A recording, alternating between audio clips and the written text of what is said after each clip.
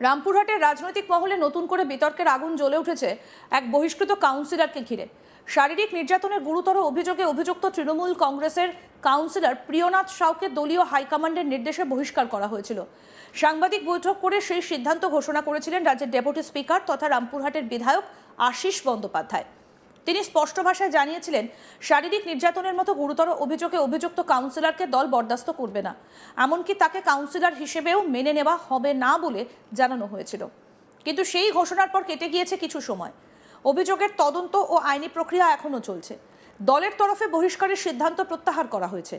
এমন কোনো ঘোষণা এখনও সামনে আসেনি, সাসপেনশনও বহাল রয়েছে বলেই রাজনৈতিক মহলের ধারণা। ঠিক এই পরিস্থিতিতেই রামপুরহাট পৌরসভার এক অনুষ্ঠানে দেখা গেল প্রিয়নাথ সাউকে। শুধু উপস্থিতিই নন, তিনি বসেছিলেন প্রথম সারিতে রামপুরহাট পৌরপ্রধান সৌমেন ভকতের পাশাপাশি ছিলেন রামপুরহাট থানার আইসিও। এই দৃশ্যের ভিডিও প্রকাশ্যে আসতেই রামপুরহাট জুড়ে শুরু হয়েছে তুমুল বিতর্ক। প্রশ্ন উঠছে একাধিক। দল থেকে বহিষ্কৃত এবং শাস্তিমূলক ব্যবস্থার আওতায় থাকা একজন কাউন্সিলর কিভাবে সরকারি অনুষ্ঠানে প্রথম সারিতে বসেন? যদি তিনি এখনও সাসপেন্ড থাকেন, তবে তাকে কি আনুষ্ঠানিক আমন্ত্রণ জানানো হয়েছিল, নাকি তিনি নিজ দায়িত্বে উপস্থিত হয়েছিলেন? প্রশাসনের পক্ষ থেকে কি এই উপস্থিতির সম্পর্কে আগে থেকেই জানা ছিল? এসব প্রশ্নের উত্তর এখনো স্পষ্ট নয়। ঘটনার পর থেকেই বিরোধী রাজনৈতিক দলগুলো সরব হয়েছে। তাদের বক্তব্য, শাসক দলের নেতাদের ক্ষেত্রে এক ধরনের নিয়ম আর সাধারণ মানুষের ক্ষেত্রে আরেক ধরনের নিয়ম।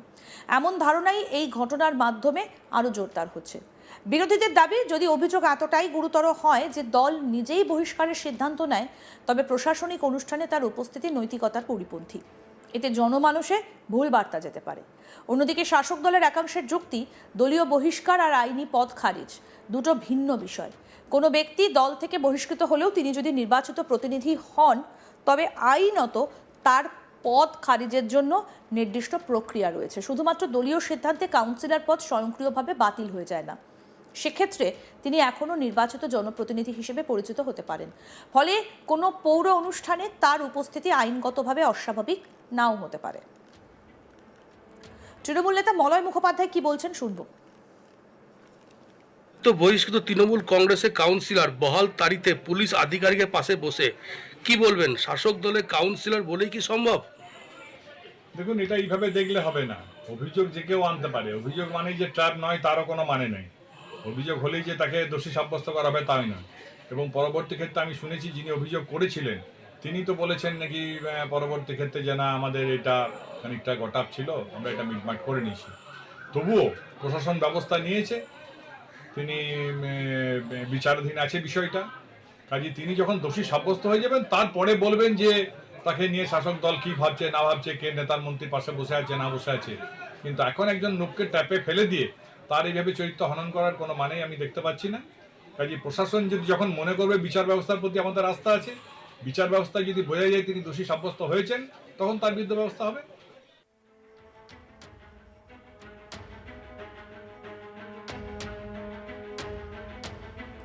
তবে এখানেই তৈরি হচ্ছে নৈতিকতার প্রশ্ন।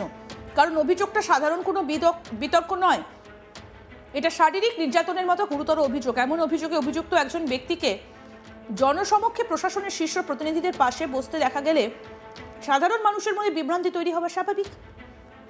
কি বলছেন স্থানীয় বাসিন্দা, আসুন শোনাই। এই রাজ্যতে এগুলি স্বাভাবিক ঘটনা।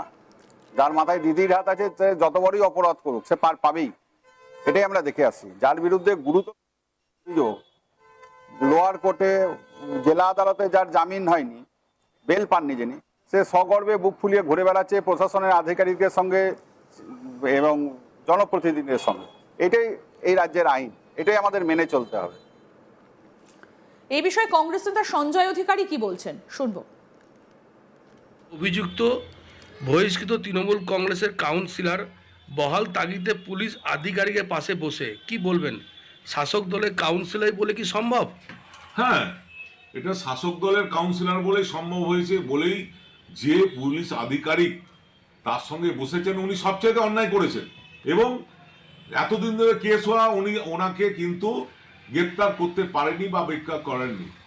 ওনার যে প্রিয়নাথ সাউ রামপুরহাটের কাউন্সিলর, তার এগেনস্টে অভিযোগ ছিল যে তিনি করে বিবাহের নাম করে একটা মহিলাকে প্রতারণা করেছেন, তার এগেনস্টে অভিযোগ আছে। তাও কেন এই পুলিশ আধিকারিক তার সঙ্গে বসে মিটিং মিছিল করছেন সেটা তদন্ত করতে হবে।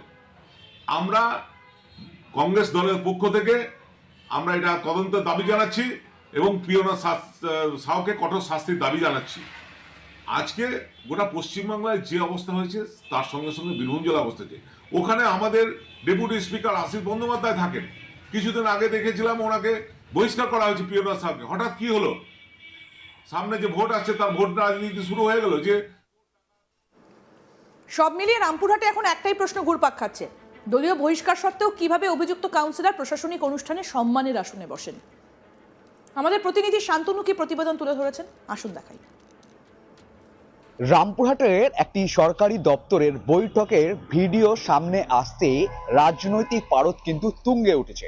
কেন রাজনৈতিক পারদ তুঙ্গে উঠেছে? যে দেখা গিয়েছে যে প্রিয়নাথ সাউ রামপুরহাট পুরসভার কাউপৌর সদস্য, তিনি কিন্তু তার বিরুদ্ধে প্রিয়নাথ সাউয়ের বিরুদ্ধে মহিলাদের দ্বারা দুষ্কর্ম কুকর্মের অভিযোগ রয়েছে।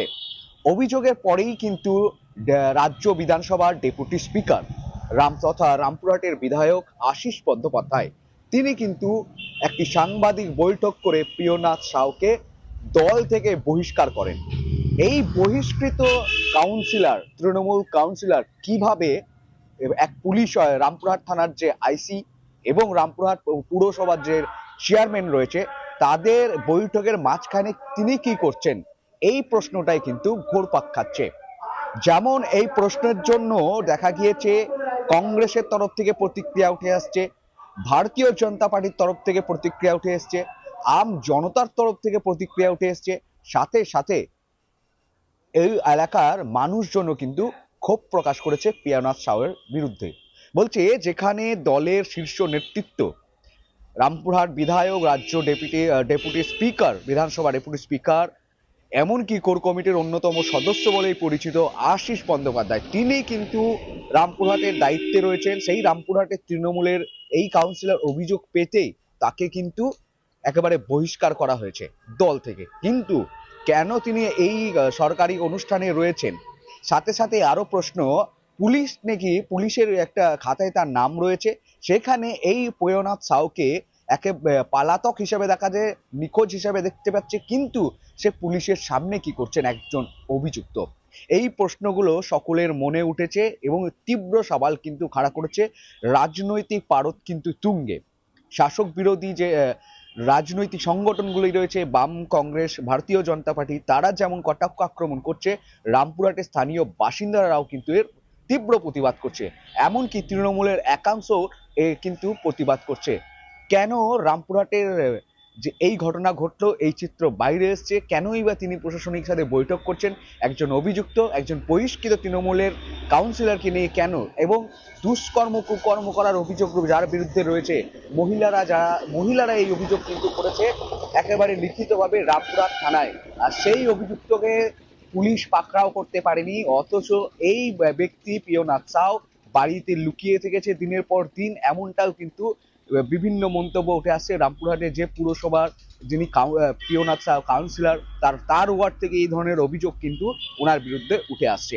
এক কথা বলা যেতেই পারে, রামপুরহাট থানার আইসি, রামপুরহাট পুরসভার চেয়ারম্যান, তাদের পাশেই এই অভিযুক্তকে দেখতে পেয়ে ভিডিও যখন প্রকাশ্যে আসে, রাজনৈতিক পারদ তুঙ্গে, নিন্দার ঝড় সর্বত্রই।